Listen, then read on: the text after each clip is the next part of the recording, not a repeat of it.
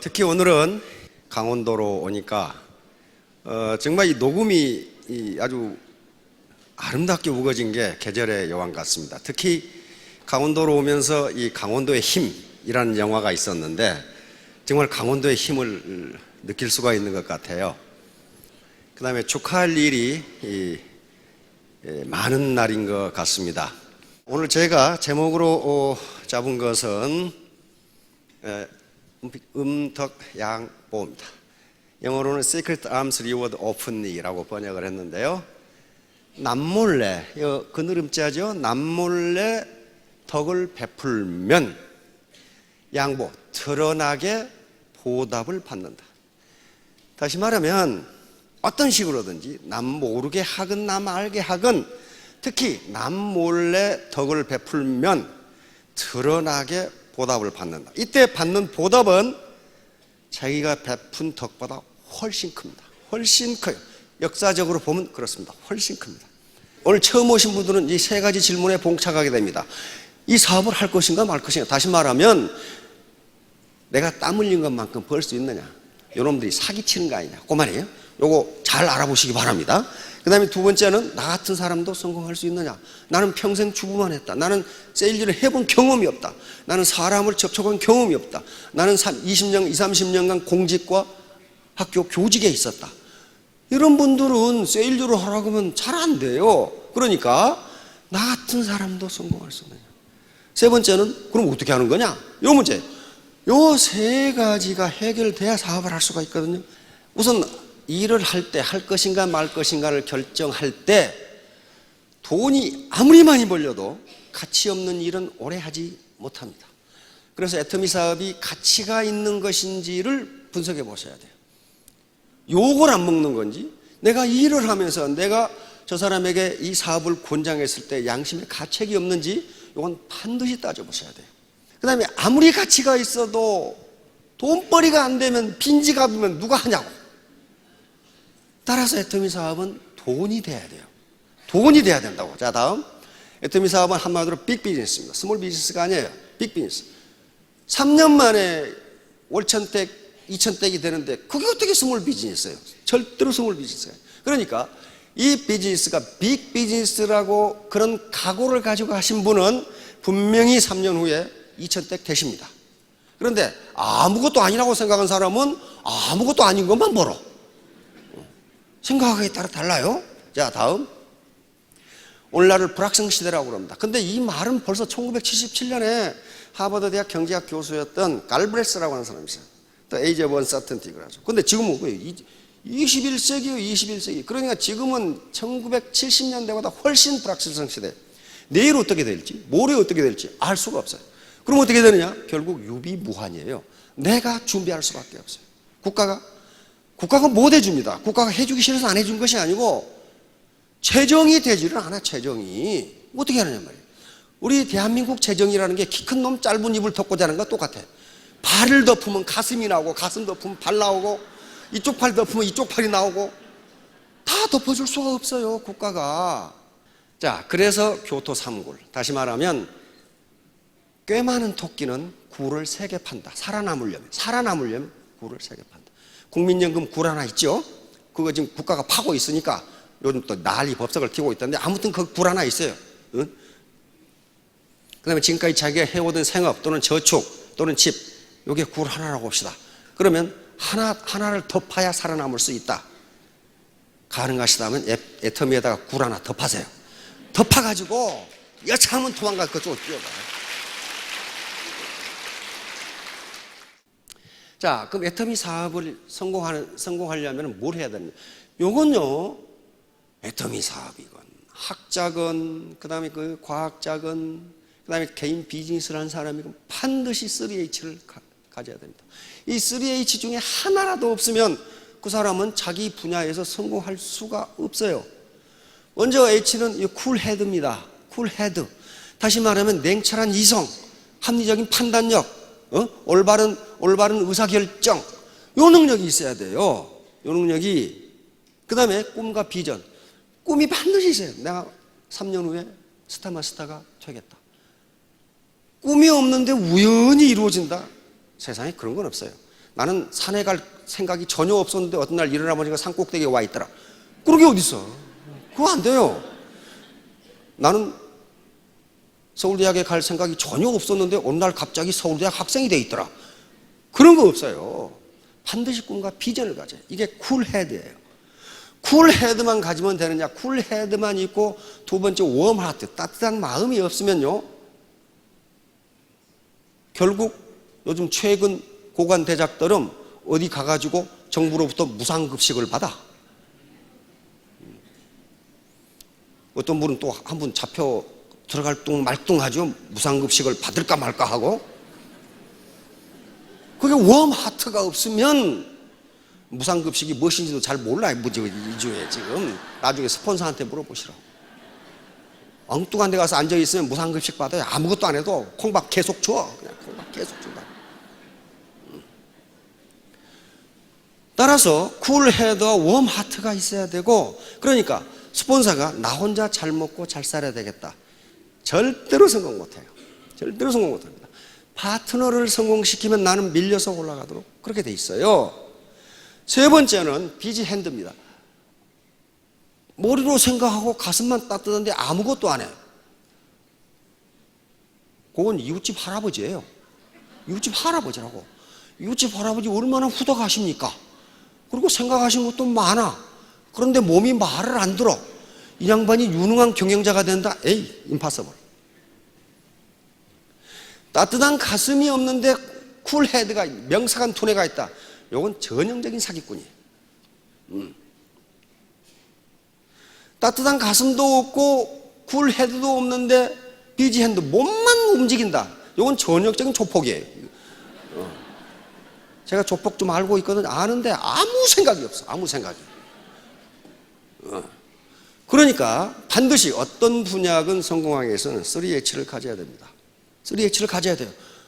그러면 내가 다 가져야 되느냐? 아니에요. 스폰서와 파트너가 서로 정보를 교환하면서 이런 판단을 해가고 마음을 갖고 그렇게 됩니다. 자, 다음. 토끼와 거북이 경주. 요건 이서부와 전부 아시죠? 토끼가 지고 거북이 이겼어요. 그거 다 아시죠? 왜 그렇게 됐냐? 한 여러 가지 측면에서 분석해 볼 수가 있는데, 토끼는 자기 능력만 믿고 교만했어요. 능력만 믿고. 애터미에서도요, 반팽이가 성공한다고 그러는데 왜 반팽이가 성공하느냐? 같이 협력하기 때문에 그래요. 그리고 토끼는 상대적 목표를 보고 뛰어서 내가 거북보다 빠르다. 거북을 보고 뛰었어요. 그러니까 중간에 가도 자도 된다. 그러나 거북은 절대 목표, 고지를 보고 뛰었단 말이에요.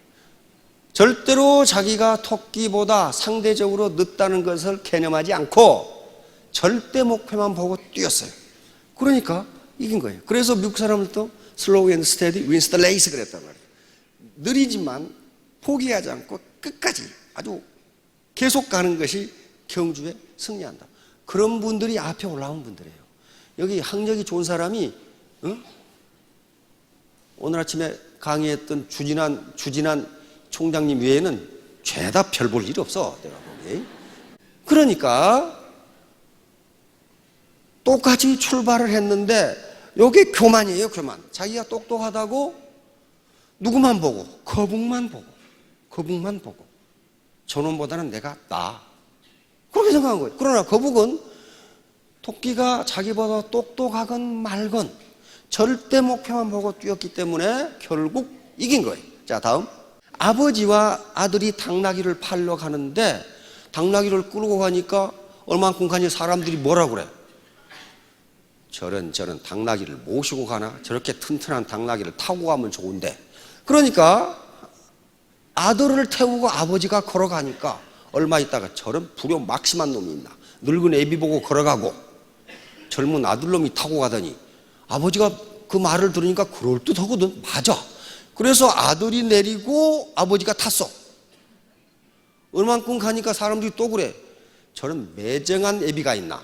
어린 아들을 걷게 하고 지가 타고 가다니. 저 당나귀를 보니까 둘이 타도 되겠구만. 가만히 아버지가 들어보니까 그 말이 맞아. 그래서 둘이 타고 가야지. 둘이 타고 가니까 또 얼마만큼 가니까 저런 나쁜 놈들이 있나? 동물 학대주의자구만. 저 당나귀가 곧 가서 죽겠네. 그 당나귀 표정을 봐. 저걸 팔아가지고 돈이나 받겠어? 가만히 들어보니까 그 말이 일리가 있어. 그래서 아버지와 아들이 다리를 묶어가지고 메고 가기로 했어. 메고 가다가 다리를 건너가는데 이쪽에서 사람들이 보고 껄껄거리며 웃어. 당나귀가 사람을 태우고 사람을 모시는 것이 당나귀인데 저 당나귀만 또 못한 놈들이 당나귀를 모시고 가는구만. 그러면서 껄껄거리고 웃으니까 당나귀가 깜짝 놀래가지고 퍼득거리는 바람에 강물로 빠져 죽어버렸어. 자, 여기서 이솝은 두 가지 얘기를 하려고 합니다. 모든 사람의 충고는 미시적인 입장에서 보면 일리가 있다.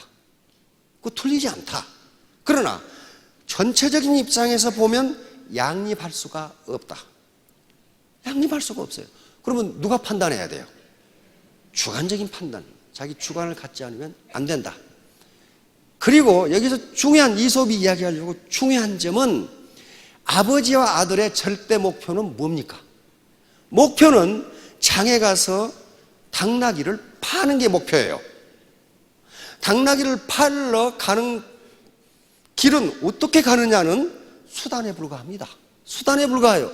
끌고 가건 이고 가건 타고 가건 수단이에요. 근데 수단에 신경 쓰다가 당나귀를 판다는 목표는 물거품이 되어버렸어요. 그렇죠? 이것을 수단과 목표의 전도현상이라고 그럽니다. 논리학에서 나오는 게 어때? 들어보니까 무지하게 어렵죠. 수단과 목표의 전도현상. 그게 뭐냐 하면은요, 이거예요. 어떤 사나이가 불면증에 걸려가지고 병원에 갔어. 병원에 갔어. 그러니까 의사가 약을 처방해주고 이 약을 드시면은 불면증이 해결될 겁니다. 하고 의사가 약을 줬단 말이에요. 근데 어느 날 간호사가 오더니 자고 있는 사나이를 계속 깨우는 거예요. 아저씨, 약도 안 먹고 자면 어떡해요? 그러니까 이 간호사는 약 먹는 게 지금 목표야. 약을 안 먹고 자면 잘하는 거 아니에요, 지금. 이게 뭔 말인지 모르시는 분들이 계시는데, 약을 먹는 건 수단이고 약을 안 먹고 자는 게 목표예요. 근데 이 아가씨는 의사로부터 이 시간에 약을 먹이라는 지시를 받았어. 그러니까 이 사나이가 그냥 자면 안 돼. 약을 먹고 지금 자야 된단 말이야. 근데 안 먹고 자니까 계속 깨우는 거지. 아저씨, 약도 안 먹고 자면 어떡해요? 이게 수단과 목표의 전도현상. 그런 사람이 많아요. 목표는 내가 스타마스터, 로얄 마스터가 되는 건데 옆에서 고모가 와가지고 미쳤수? 뭐 그런다든가, 친구가 와가지고 아이고 부자 하나 낳네 그런다든가. 그게 다 일리가 있어요. 일리가 있는데 양립할 수가 없어요. 자, 다음 비르당의 당나귀. 비르당은 14세기 프랑스의 신부님이자 스콜라 철학자입니다. 근데 인간에게 자유의지가 주어지는 경우, 선택의 자유가 주어지는 경우, 여러분들의 선택의 자유가 주어졌어요. 그렇죠? 여기 오셔도 되고 안 오셔도 되고, 휴게실에서 라면을 사 드셔도 되고 안 사 드셔도 되고, 라면 대신 빵을 드셔도 되고, 이게 선택의 자유예요. 인간에게 선택의 자유가 주어지는 경우 여기서 역설이 발생해요. 패러독스가 발생합니다. 이것이 고대 그리스 아리스토텔레스부터 계속 내려왔는데 14세기에 비르당이라는 스콜라 철학자가 여기에 대한 글을 많이 썼어요. 그래서 이때부터 이 당나귀를 비르당의 당나귀라고 부릅니다. 자, 무슨 얘기냐 하면은 배고픈 당나귀가 길을 가다가 여기 아주 맛이 좋은 건초더미를 발견했어. 그런데 옆에 보니까 똑같은 놈이 또 하나 있어. 그런데 이 두 건초더미는 가치가 똑같아. 둘 다 맛있어. 그러니까 이 당나귀는 어느 것을 먹을지 결정을 못해. 결정을 못하다가 굶어 죽었다 하는 거예요. 굶어 죽었다. 여기 아리스토텔레스의 논리학에도 나옵니다. 인간에게 자유의지가 주어지는 경우 똑같은 선택지가 있을 때 인간은 선택하지 못하고 지지부진하다 굶어 죽는다. 그렇게 돼 있어요. 그 다음에 합리적 바보. 지금 합리적 바보들이요 세버렸어요. 이게 지금 아마티아 센인데 인도 분인데 1998년 노벨 경제학상을 받았습니다. 이분이 정립한 개념이 합리적 바보라는 거예요. 이 말 자체는 모순이에요. 합리적인데 바보냐?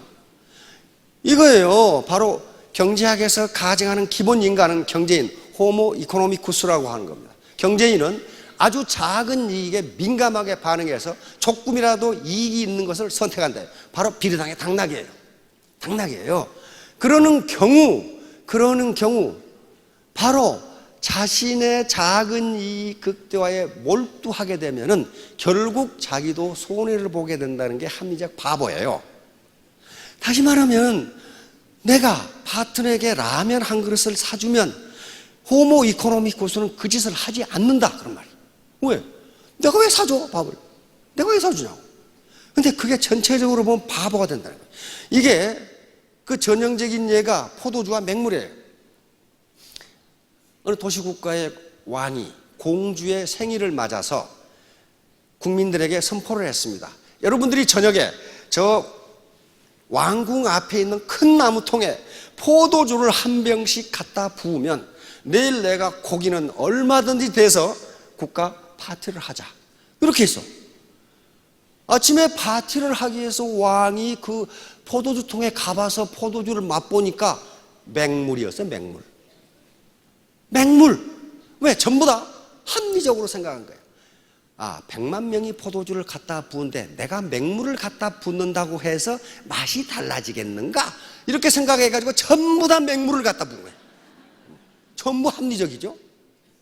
근데 결국 자기 포도주 갖다 놓고 자기가 마시면서 하루 종일 고기를 얻어먹을 수 있는 기회가 날아가 버린 거예요. 매우 합리적으로 행동했는데 전부 바보 같은 짓만 한 거란 말이죠. 바보 같은 짓만 했어요. 그래서 마치 이 행동을 왜 하느냐? 인문적 소양이 없기 때문에. 그래서 합리적 바보는 언제 나오느냐 하면은 자기의 조그마한 경제적 이익만 계산해서 자기 이익을 극대화하려다가 결국은 자기가 손해를 보는 인간을 합리적 바보라고 그랬단 말이에요. 자, 다음. 신사 여러분, 5명의 아가씨 중에 데이트를 한다면 누구랑 하시겠습니까? 혹시 뷰티풀 마인드라는 영화를 보셨는지 모르겠네. 존 내시라고 하는 경제학자의 일대기를 그린 영화입니다. 러셀 크로우가 주인공이 돼가지고 기가 막히게 연기를 하죠. 존 내시는 내시 균형이라고 하는 게임 이론의 균형을 찾아냄으로써 노벨 경제학상을 받았습니다. 근데 이 논문을 쓴 것이 22살 때인데 노벨상을 받기는 65세에 받았습니다. 왜냐하면 22살에 박사학위 논문을 쓰고 그게 노벨상 논문인데 MIT 수학교수로 갔다가 거기서 정신분열에 걸려서 미쳐버렸어. 천재들은 통상 미칩니다. 미쳤어. 그런데 MIT에서 교육할 때 학생하고 결혼을 했거든요. 학생하고 결혼을 했다니까 이상하게 생각하지 마세요. 교수가 22살이에요. 그러니까 똑같아. 그런데 그 부인의 정성 어린 간호. 그리고 원래 존 내시는 프린스턴 대학 출신입니다. 미국의 대학이 좋은 게 그런 거예요. 이 정신 나가버린 교수를 평생 케어를 해서 프린스턴 대학에서 불렀어요. 그리고 결국은 45년 만에 이게 돌아온 거예요. 그래서 45년 만에 노벨 경제학상을 받습니다. 바로 그 논문이 8페이지짜리 논문이에요. 지금까지 존재하지 않았던 존 내시가 쓴 내시 균형, 내시 이퀴리브리엄을 찾아냄으로써 지금 풀리지 않는 거의 모든 문제가 다 풀려요. 그것 때문에. 자, 그런데 이 친구가 지금 한 게 요거예요. 아담 스미스의 국부는 지금 합리적 인간, 호모 이코노미쿠스가 가정하고 있는 게 요거예요. 모든 개인이 자신의 이익을 극대화하기 위해서 합리적으로 행동하면 그것은 보이지 않는 손에 의해서 잘 조정되어 사회적으로도 이익이 된다. 이게 자본주의 시장 경제의 작동 원리, 이것이 사상적 기반이고 이론적 기반이에요. 모든 개인이, 혹시 여기 애터미 사업에서 돈을 벌려 오셨는데 애국심에 의해서 오신 분 계세요? 애국심에 의해서 오신 분 없어요. 그러니까 아담 스미스의 국부론의 이 가정이 대단히 유명한 가정이고, 그 다음에 이것이 자본주의의 사상적 이론적 기반을 제공한 아주 명언입니다. 모든 개인이 자신의 이익을 극대화하기 위해서 합리적으로 행동하면 그것은 보이지 않는 손에 의해서 인비지블한데 잘 조정되어 사회 전체적으로도 이익이 된다. 그러니까 여기 계신 분들이 자신의 이익을 극대화하기 위해서 어떻게 합리적으로 행동합니다. 합리적으로 행동하면 그것은 보이지 않는 손에 의해서 잘 조정되어, 보이지 않는 손은 여기서 뭐냐 하면 마켓 시스템입니다. 시장 시스템이에요. 또는 프라이스 메커니즘이에요. 잘 조정되어 사회 전체적으로도 이익이 된다. 이게 무슨 말이냐면요, 농부가 100평의 땅이 있어. 거기에 뭘 심을까를 결정하는데 뭘 심어요? 거기다가 시장에서 좋은 가격에 잘 팔리는 걸 심어요. 그렇죠? 내가 과수원을 할 건지 양파를 심을 건지 마늘을 심을 건지 안 그러면 배추를 심을 건지 결정하는 게 국가와 민족을 위해서 그렇게 하는 게 아니라고요. 뭘 심는 게 나에게 가장 좋은가를 가지고 결정을 해. 그렇다면 뭐예요? 어떤 제품이, 어떤 재화가 시장에서 잘 팔린다는 건 뭘 의미하냐면은 소비자들이 그걸 원한다는 걸 의미해요. 원한다는. 그러니까 생산자는 소비자가 원하는 제품을 공급해 주는 거예요. 그러니까 어때요? 자신의 이익을 극대화하기 위해서 행동하면 사회적으로 또 좋다. 이게 나와요. 그런데 이것만 가지고 해버리면 호모 이코노미쿠스, 다시 말하면 합리적 바보가 나올 가능성이 있어요. 그런데 아담 스미스가 국부론을 쓰기 전에 도덕 감정론이라는 책을 썼어요. A Theory of Moral Sentiment라고 책을 썼는데 거기 이렇게 돼 있어요. 제 아무리 이기적으로 보이는 사람이라도 그 본성에는 타인의 운명에 관심을 가지고 타인의 행복을 자신에게 없어서는 안 될 것으로 받아들이도록 하는 몇 가지 원리가 담겨져 있다. 그저 그것들을 지켜보는 즐거움 외에 달리 얻을 것이 없다 하더라도. 이게 도덕 감정론 1페이지에 나와요. 이것을 빌 게이츠가 인용해가지고 창조 자본주의를 선언한 겁니다. 우리가 더 많은 재화를 필요로 하는 사람이 돈은 더 적게 번다고 빌 게이츠가 선언하면서 창조 자본주의. 바로 인간이 이런 감정을 가져야 된다고 지금 강조한 거예요. 자, 다음. 전문가 백지. 점점 고약한 말이 나오는데 이건 오스트리아의 철학자이자 신학자인 이반 일리히가 한 말입니다. 이반 일리히. 다시 말하면 전문 지식은 있으나 인문적 소양이 전혀 없는 사람. 자기 아는 것 밖에는 몰라. 그래서 그게 전부인지 알아. 요거하고 똑같아요. 요거. 자기 보다 보면서 요 사람은 이거 옳다 그러고 이 사람은 요게 옳다 그러고 잘못하면 전문가들이 빠지는 게 바로 이 전문가 백치, 패치 이디어트에 빠진다고 하는 거예요. 바로 사회 또는 사회인들이 가지고 있는 보편적 관심사항에 대해서는 전혀 백치다. 전혀 백치. 자기 전공 분야만 한다. 인문적 소양이 없다. 자, 다음. 이게 이제 합리적 무지. 이건 선거에, 지금 선거에서 나오는, 원래는 공공선택이론 선거에서 나오는 얘기입니다. 다시 말하면 내가 어떤 후보의 공약과 어떤 후보의 자질을 확인하는데 시간이 들고 코스트가 들기 때문에 아예 기권한다. 그런 말이에요. 왜? 내가 저 올바른 사람을 뽑을 때에 나에게 들어오는 이익이 내가 그 사람을 뽑기 위해서 정보를 수입하는 비용보다 적다. 그러니까 합리적인 인간은 기권하는 게 최고다. 어느 놈이 뽑고 나오 상관없다. 그런데 엉뚱한 놈이 뽑혀가지고 공공재의 배분이 흐트러지면 사회 전체가 망가진다. 이것을 합리적 무지, 레셔널 이그너런스라고 하는 공공선택이라서 나오는 얘기입니다. 이것도 마찬가지로 애터미 사업에서도 눈앞에 작은 일, 이렇게 하는 게 좋냐, 이렇게 하는 게 좋냐, 내가 저 파트너한테 라면을 사줘 말. 요건 굉장히 합리적인 것 같은데 이게 무지 이그너런스란 말이에요. 이그너런스. 결국 자기에게 돌아오는 게 아무것도 없다. 자, 다음. 볼테리가 그랬죠. 자기가 똑똑하다고 생각하는 사람은 진짜 바보다. 더할 나위 없는 바보다.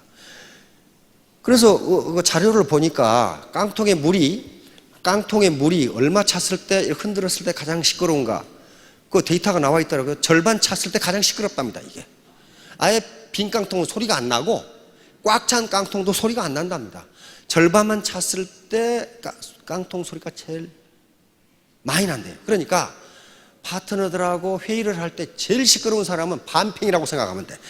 반만 찬 거예요. 반만. 이 반팽이는 문제는 어디가 있냐면요, 지가 안다고 생각하기 때문에 배우려는 자세가 없어.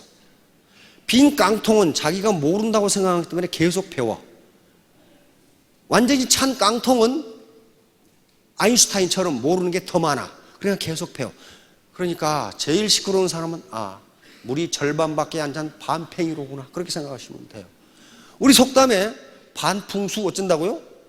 반풍수 집안 망친다. 풍수를 하려면 땅을 좀 잘 봐야 되는데 반풍수 집안 망친다. 선무당이 사람 잡는다.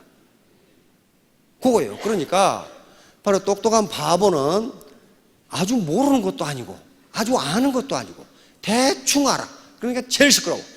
이걸 똑똑한 바보라고 합니다. 자, 다음. 소크라테스한테 제자들이 물었어요. 선생님, 인생이 뭡니까? 그러니까 내가 가르쳐 주지. 사과밭으로 와. 그래가지고 너희들 지나오면서 너희들이 봐서 사과 중에 제일 좋고 맛있는 거 따와. 그리고 소크라테스는 맨 끝에 가서 기다리고 있었어. 제자들이 다 왔어. 그래서 가장 좋은 거 따왔지? 보니까 제자들이 전부 쥐똥 씹은 얼굴이야. 왜냐하면은 이 앞에 좋은 사과가 있었는데 앞에 더 좋은 사과가 있겠지, 더 좋은 사과가 있겠지, 더 좋은 사과가 있겠지. 그러다가 전부 끄트머리 와서 개똥 같은 거 전부 하나씩 따온 거야. 그러니까 제자들이 선생님 다시 가서 따오면 안 됩니까? No, 안 돼. 이것이 인생이다. 네가 선택할 순간에 선택을 못하면 그 선택은 다시 너를 기다려주지 않는다. 네 주관을 가지고 정확한 기준에 따라서 선택을 해야 돼.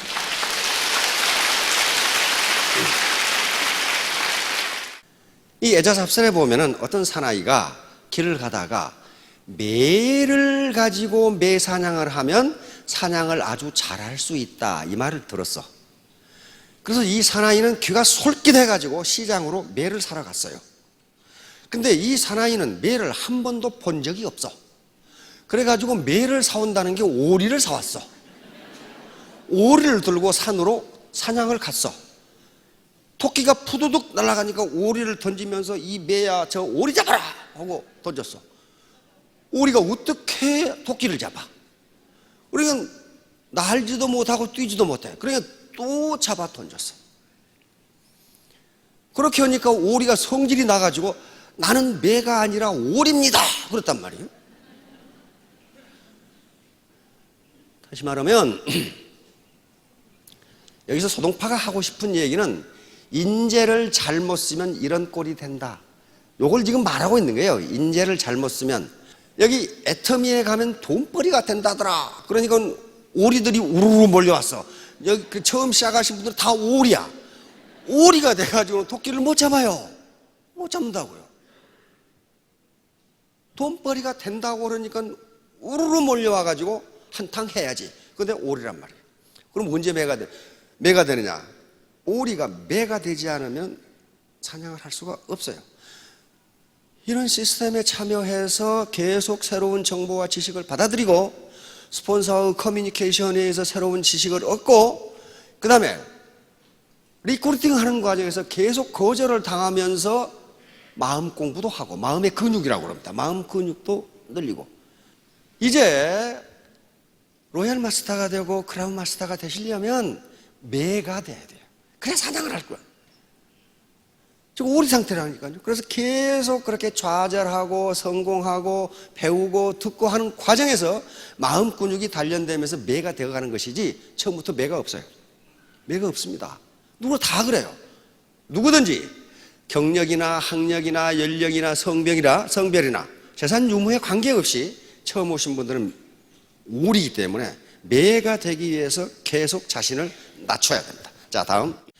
치타의 성공, 육식동물 중에서, 포식자 중에서 치타가 가장 사냥의 성공 확률이 높답니다. 그런데 치타의 사냥 성공 확률은 26%밖에 안 돼요. 영국 왕립 수의대학에서 실제 야생 사냥 치타에 GPS하고 여러 가지 장치를 부착해서 사냥을 어떻게 하는 걸로 봤고 사냥의 성공을 몇 퍼센트 하는 걸로 봤더니 정확하게 26%가 나와요. 그러니까 치타같이 날쌔고 빠른 사나운 육식동물도 그 연약한 초식동물을 쫓을 때 그것을 잡을 확률이 10번 쫓으면 2번 내지 3번밖에 되지를 않는다 그런 말이에요. 이게 자연법칙이에요. 이게 파레토 2080 법칙입니다. 여기서도 이게 성립을 해요. 그러니까 10명의 일반 고객을 접촉했을 때 애터미 제품을 사준다거나 사업을 하겠다고 관심이라도 보인 분은 10사람 중에 2사람이면 충분하다는 거예요. 더 이상 안 돼. 이게 자연법칙이기 때문에 그래요. 자연법칙이니까. 그러니까 좌절하지 마시라. 우리 로얄 클럽에 있는 리더들이 늘 하시는 말씀이 뭐냐 하면은 내가 이 자리에 올라온 것은 그만큼 거절을 많이 당했기 때문이다. 정확하게 맞아요. 거절을 안 당하려면 어떻게 하면 됩니까? 부탁을 안 하면 돼.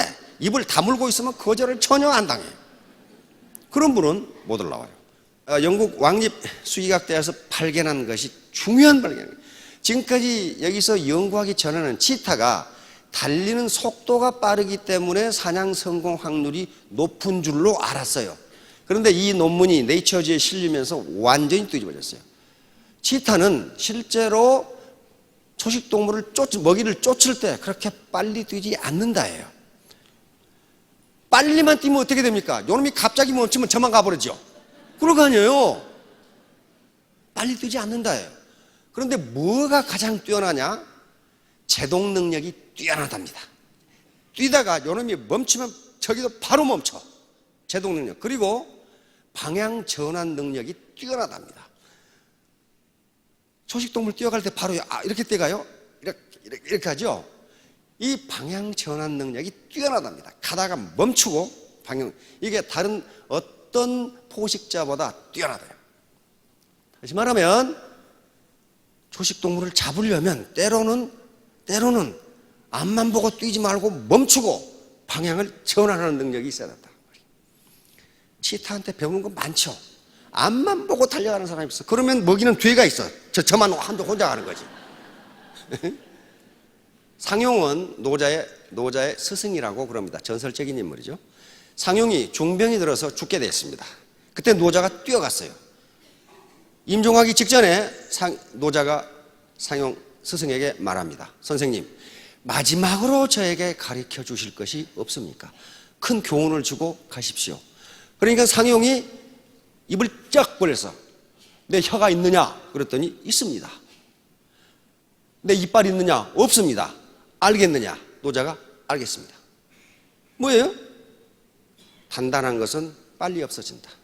이렇게 되니까 요 혓바닥이 오래간다 그런 말이에요. 지금 스폰서가 파트너를 대할 때도 자기의 권위만 생각해서 너무 강하게 나가면, 너무 빳빳하게 하면은 풀어질 수가 있어요. 오래가지 못합니다. 음덕양보, 남모르게 덕을 베풀면 드러나게 보답을 받는데 이때 받는 보답이 자기가 베푼 음덕보다 훨씬 큽니다. 이것은 긍정적인 면에서도 성립하고 부정적인 면에서도 성립합니다. 내가 남에게 해코지를 하면은 나중에 돌아오는 보복은 그것보다 훨씬 큽니다. 내가 남에게 덕을 베풀면 나중에 받는 보답이 훨씬 커요. 이게 자연법칙이에요. 소위 뉴턴의 제3법칙인 작용 반작용의 법칙입니다. 작용이 있으면 반드시 반작용이 있어요. 그냥 넘어가는 법은 없어요. 가는 말이 고와야 오는 말이 곱다. 인과응보. 콩 심은 데 콩 나고 파 심은 데 파 난다. 덕을 심으면 덕이 나고 해코지 악을 심으면 악이 나온다. 지금 이게 자연법칙이에요. 이게 순천자 흥, 역천자 망이라고 하는 그런 거예요. 자, 다음 절은 끊을 절자입니다. 끊을 절자. 요 영자는 요 갓근 있죠. 갓근. 중국 사람들 모자 쓰면 이렇게 해서 여기다 뭐 묶으지요. 예, 요 갓근 영자입니다. 그러니까 갓근을 끊고 벌리는 연회 그 말이에요. 춘추시대 초나라의 장왕이라는 분이 있는데 이 장왕은 굉장히 호인이어서, 다시 말하면 가슴폭이 크고 아주 포용력이 굉장히 높은 그런 임금이었어요. 근데 100여 명이 넘는 자기 신하들에게 저녁에 잔치를 베푸는데 이제 술이 건강하게 이렇게 마시면서 술을 냈어요, 임금이. 임금하고 같이 술을 먹으면서 술을 마시면서 잔치를 하는데 옛날에 등불이 지금처럼 뭐 전기불이 있는 것도 아니고 갑자기 바람이 불면서 촛불이 다 꺼져버렸어. 그러니까 잔치를 베푸는 홀이 컴컴해졌겠죠? 컴컴해졌어. 이 틈을 타서 어떤 사나이가 후궁에 몸을 더듬었어.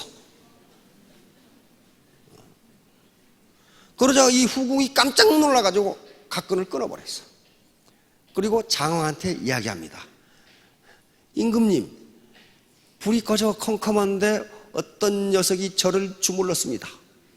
제가 그 녀석의 각근을 끊어서 가지고 있으니 불을 켜시고 각근이 끊어진 놈을 잡으세요. 이렇게 된 거예요. 큰일 났잖아 이거. 큰일 났잖아요. 장왕은 그런데 그런 철장부가 아니에요. 배포가 크고 포용력이 큰 임금이었어요. 그러자 그 후궁에게, 서로는 미인이라고 나와 있었는데 엄청나게 이뻤던 모양이에요. 그러니까 이 녀석이 이렇게 춤을 이렇게 했겠죠. 그래서 장왕이 그 후궁에게 이야기합니다. 내가 부인의 절개를 드러내기 위해서 선비에게 욕을 보일 수는 없는 노릇이요. 그러면서 불을 켜지 말고 여기 모여있는 모든 신하들은 전부 각근을 끊어라. 각근을 끊지 않는 놈은 나하고 술 마시는 것이 즐겁지 않다고 내가 생각하겠다. 그럼 어떻게 되겠어요? 만약 각근을 안 끊었다가는 이거 파직되게 돼 있으니까 전부 각근을 끊었어. 그런데 몇 년 후에 진나라하고 전쟁이 벌어졌어. 전쟁이 벌어졌는데 한 장수가, 한 사나이가 나서가지고 항상 맨 선두에 나서서 진나라 군대를 5번 싸워서 5번 격파해서 초나라가 그 전쟁에 이김으로써 초장왕은 춘추5패의 한 사람이 됩니다. 완전히 그냥 중국 전토를 장악해버려. 근데 초장왕이 그 앞에서 그렇게 용감히 싸운 놈을 저 녀석이 뭐하는 놈인지를 모르겠어. 유명한 장수만 알겠죠. 그 초나라 장왕이 그 사나이를 불러가지고 짐이 부덕해서 자네를 모르겠는데 자네는 어찌 그렇게 용감하게 싸웠나? 이렇게 물었단 말이에요. 그러니까 이 사나이가 저는 이미 죽었어야 할 몸입니다. 5년 전에 주물른 사나이가 접니다. 이렇게. 그런데 그때 임금께서 저를 살려주셨습니다. 그러니 저는 100번 죽어도 원한이 없습니다. 그래서 그 전투에서 선봉에서 가지고 임금은 알지도 못하는 사나이가 그 전투를 승리로 이끌어서 초나라는 초강대국이 돼버려요. 그러니까 각근 하나 가지고 천하를 석권해버린 거예요. 이게 음덕양보예요. 진짜 몰래 덕을 베풀었지요. 어떤 녀석이냐, 불 켜서 잡아라 해가지고 목을 쳤으면 어떻게 됐어요? 큰일 날 뻔했잖아요. 그래서 서론에 이걸 음덕양보라고 한다, 그렇게 기록해놨어요. 남몰래 덕을 베푸면 몇 배의 크기로 나에게 은혜가 돌아온다. 자, 다음. 생지가, 들쥐가, 사자가 잠자고 있는데 놀다가 그만 이쪽으로 떨어져가지고 잠자는 사자의 코털을 건드렸어. 사자가 일어나서 보니까 애게가 이 조그만 놈이 어른의 잠을 깨웠어. 그러자 생지가 한 번만 살려주시라고 사자가 이걸 살려줬어. 그런데 어느 날 사자가 올무에 걸렸어. 사자로서는 빠져나올 구멍이 없어. 이거를 본 목숨을 건진 생지가 가서 이빨로 요 망을 갉아가지고 사자를 살려줬어. 다시 말하면 약자도 강자를 살릴 수 있다. 강자가 할 수 있는 일이 있고 약자가 할 수 있는 일이 있어요. 자기 파트너가 많으면 겉으로 보기에는 아무것도 아닌 사람 같은데 쑥 빼고 보니까 용천금이 나온단 말이야. 천하 명금이 나와. 그분이 그런 장군급인지를 몰라요. 전혀 몰라. 알 수가 없어. 여기다 누가 나는 장군급 쓰고 다니는 사람 어디 있어요? 없어. 바로 이런 거예요. 음덕양보. 누군가를 도와주면 누군가의 목숨을 살려주면 그 사람이 언젠가 내 목숨을 살려준다. 자, 다음. 이솝우화에 또 나옵니다. 비둘기와 개미. 비둘기가 있는데 개미가 물에 빠져가지고 비둘기님 저 좀 살려주십시오. 그러니까 비둘기가 나무 이파리를 하나 따가지고 던져줬어. 그러니까 개미는 무사히 나무 이파리에 올라서 살았어. 어느 날 포수가 와가지고 비둘기를 쏠려고 그래. 이 죽기 일보 직전인데 이때 개미가 포수의 다리를 물어버렸어. 깜짝 놀라가지고 이 화살이 단대로 날아가 버려. 약자도 강자를 살릴 수 있다. 당신 보기에 굉장히 허약한 사람 같지만은, 아주 무식하고 아무것도 모르는 사람 같지만은 당신을 살릴 수 있다. 이게 음덕양보입니다. 자, 다음. 손수고와 양보. 바로 그 초나라 장왕 밑에서 재상을 하면서 엄청나게 현명한 재상입니다. 이 장왕을 춘추 5표 한 사람으로 올려놔버린 사람이 손수고라는 재상입니다. 손수고. 근데 손수고가, 이거 뱀입니다. 뱀. 어렸을 때에 들에 갔다 오더니 밥도 안 먹고 계속 울어. 엄마가 너 왜 우냐? 밥도 안 먹고. 그랬더니 중국 미신에 그런 게 있는가 봅니다. 양두사, 머리가 둘인 뱀을 보면은 그 사람은 곧 죽는다는 미신이 있어요. 양두사 가끔 있어요, 시골에. 돌연변이죠. 어떤 유전자 때문에 머리가 두 개인 뱀이 있어요. 그걸 보면 그 사람은 곧 죽는다.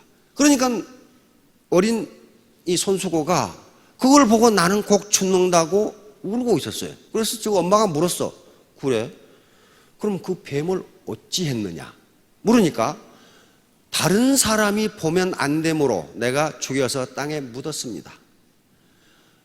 엄마가 너는 죽지 않는다. 너는 틀림없이 큰 표서를 할 것이다. 왜? 나만 죽을 게 아니라 다른 놈도 보고 죽어라. 놔뒀으면 어떻겠어요? 그런데 손수고는 나는 보고 죽더라도 다른 사람이 보고 죽으면 안 되니 그걸 땅에 묻었단 말이에요. 결국 손수고는 천하 제일 가는 재상에 대해서 장왕을 춘추 5패로 올려놓습니다. 이 글에도 끝에 뭐라고 나오냐 하면은 음덕양보다 이렇게 나와요. 음덕양보다. 남몰래. 손수고 남몰래 했죠.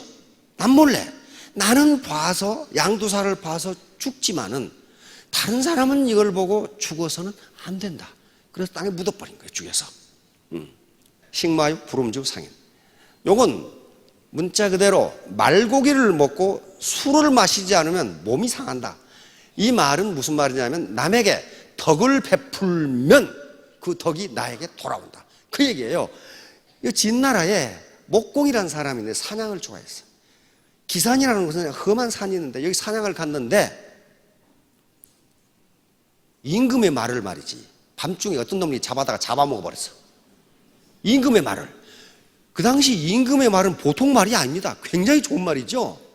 준말한 말. 그걸 잡아먹어버렸어. 관리들이 그 임금의 말을 훔쳐다가 잡아먹은 놈들을 보니까 그 지역에 사는 야인들이야. 그러니 이건 뭐예요? 사형감이죠. 사형감이에요. 사형감인데 관리들이 잡아서 이게 사형을 시키려고 그러는데 목공이라는 분이 아주 도량이 큰 분이에요. 도량이 큰 분이. 뭐라고 말하냐면 관리들에게 짐승 때문에 사람을 해치는 것은 도가 아니다. 이렇게 말해요. 짐승 때문에 사람을 해치는 것은 도가 아니다. 이건 덕이 아니다. 그런 말이에요. 그리고 내가 듣건대 좋은 말고기를 먹고 술을 먹지 않으면 몸이 상한다고 한다. 저놈들에게 술을 내려라 해가지고 말고기 안주에다가 술을 실컷 먹였어. 이 임금이야. 그런데 3년 후에 옆에 있는 진나라가 공격을 해왔어. 양쪽이 전투가 벌어졌는데 이 진나라 목공이 또 다른 진나라 해공을 사로잡기 해서 쫓다가 오히려 포위가 돼버렸어. 포위가 돼가지고 이게 죽기 일보 직전이야. 죽기 일보 직전. 그런데 난데없이 300명의 야인이 나타나더니 이 포위망을 뚫고 들어와서 이 목공을 구하고 상대방의 왕을 사로잡아 버렸어. 그러니까 말고기하고 술 때문에 어떻게 됐어요? 자기 목숨 살고 전쟁에서 이기고 상대방의 임금을 사로잡은. 여기도 역시 음덕양고라고 되어 있어요.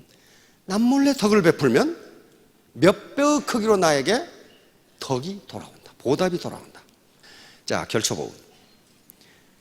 역시 이게 또 전쟁인데 진나라하고 이 진나라하고 전투가 붙었어요. 근데 진나라 장수가 엄청나게 큰 두해라고 하는 아주 장사에다가 보통 무서운 놈이 아니야. 저놈을 잡을 수가 없어. 역발상 기계사의 황후 같은 놈이니까. 그런데 요 진나라 장수 위과라는 사람이 황후 장수 같은 두해를 사로잡아 버린 거예요. 그래서 진나라가 전쟁에 이겨버립니다. 그런데 어떻게 이겼냐 말이야. 그 장수를 어떻게 잡았느냐. 나중에 위가가 꿈을 꾸는데 뭐라고 그러냐면은 위가의 아버지가 위무자라는 사람인데 옛날에는 본처가 있고 그 다음에 고관대작들은 후처가 있습니다. 저희 소위 첩이 많아요. 그런데 이 첩이 아주 젊은 첩이 있었는데 애가 없어.